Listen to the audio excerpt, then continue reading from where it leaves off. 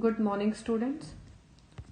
So we were discussing model test paper 6, and in this video we are going to discuss section B of your model test paper, which basically comprises of 10 questions of 3 marks each. So let us see the first question, or question number 21. What are the differences between the mass of an object and its weight? So according to the 3-mark question, you have to mention 3 points of difference between the two. So first point you can write as definition, which is mass, the definition of mass, which is quantity of matter contained in an object, and weight is basically the force exerted on the object by gravity. In second point, you can mention the SI unit. The SI unit of mass is kg, and the SI unit of weight is Newton. Third point, you can mention it mass never changes, it remains same, and weight changes from place to place. So 3 differences you have to write in question number 21. 22 is a numerical, so see to it. A stone is thrown vertically upward with an initial velocity of 40 meter per second. So u is given to you as 40 meter per second. As the stone is thrown vertically upward, so when an object is thrown vertically upward, we consider the final velocity, that is v, as 0. So here u is given to you, v is given to you, which is 0. You have to calculate the maximum height reached by the stone. So maximum height, that is s, you have to calculate, and this can be calculated by using the formula v square minus u square is equal to 2gs. So when you calculate, when you put all this value in this formula, you will get the value of s as 80 meter.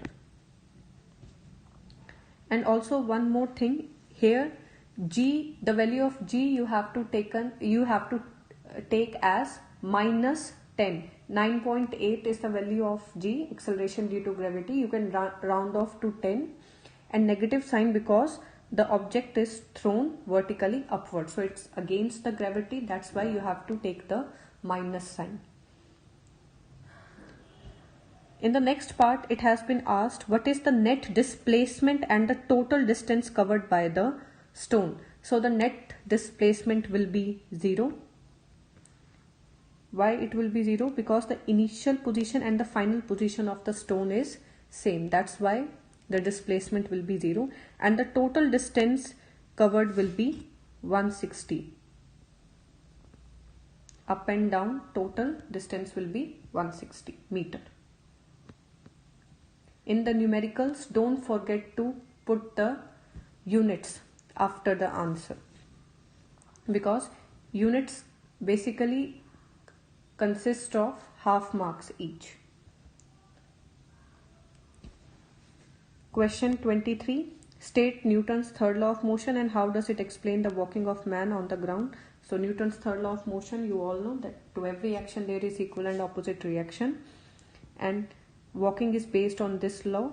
That is, when you put your foot on the ground, you apply force in the backward direction, and in the reaction, ground also applies an equal and opposite force onto your foot, which pushes you in the forward direction. So this you have to explain.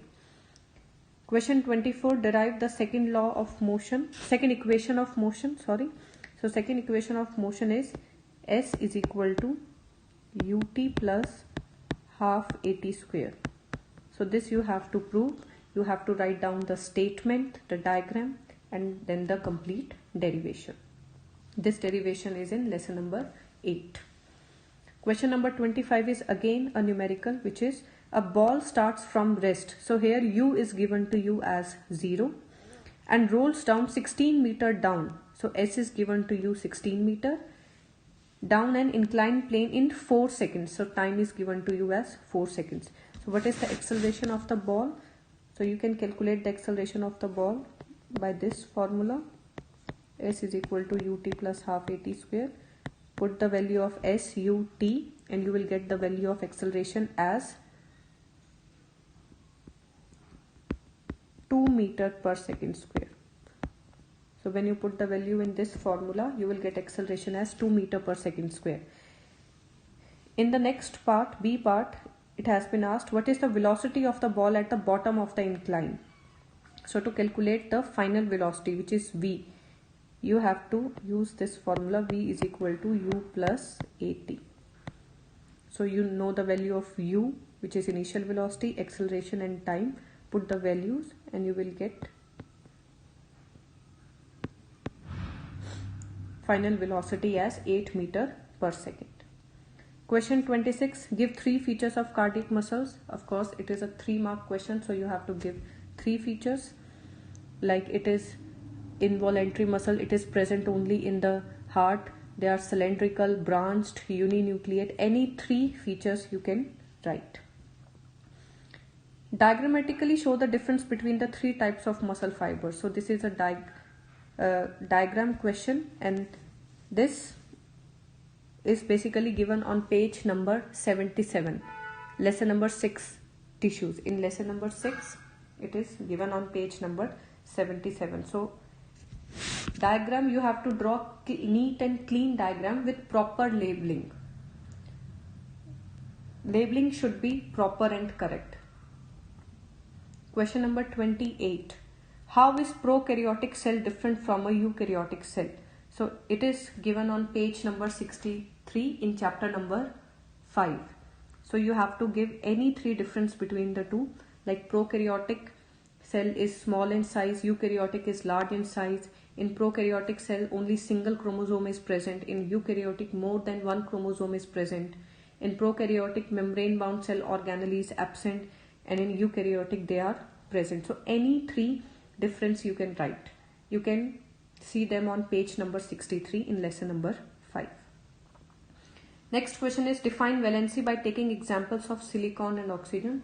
So valency is basically the combining capacity of the atom of an element, and you have to take the examples of silicon and oxygen. So the valency for silicon is 4 and of oxygen it is 2.